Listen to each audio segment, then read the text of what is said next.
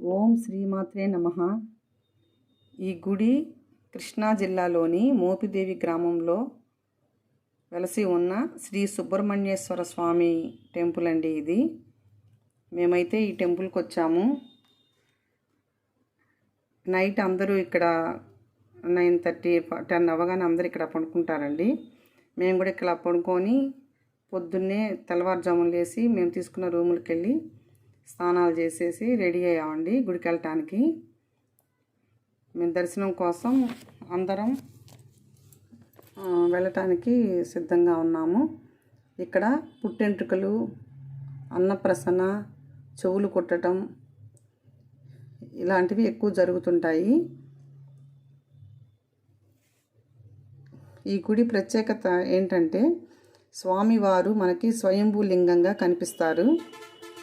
సుబ్రహ్మణ్యేశ్వర స్వామి లింగ రూపంలో దర్శనమివ్వటం ప్రత్యేకత ఈ గుడి. ఇక్కడ ఎక్కువ శాతం పెళ్ళి కావాల్సిన వాళ్ళు, పెళ్ళై పిల్లలు పుట్టని వాళ్ళు ఎక్కువ ఈ గుడిలో అనుకున్నది జరుగుద్దని అందరూ వస్తారండి. నేను కూడా ఇక్కడ ఉయ్యాలు తీసుకొని దేవుడికి ఇట్లా ముడుపు కట్టానండి, నేను అనుకున్నవి జరగాలని. ఇక్కడ ఎక్కువ శాతం అప్పుడప్పుడు సుబ్రహ్మణ్యేశ్వర స్వామి పాము రూపంలో అందరికీ కనిపిస్తుంటాడని ఇక్కడ ప్రజల గట్టి నమ్మకం. ఇది మచిలీపట్నం మీదుగా, విజయవాడ మీదుగా, బాపట్ల మీదుగా ఈ గుడికి వెళ్ళటానికి మార్గాలు ఉంటాయి.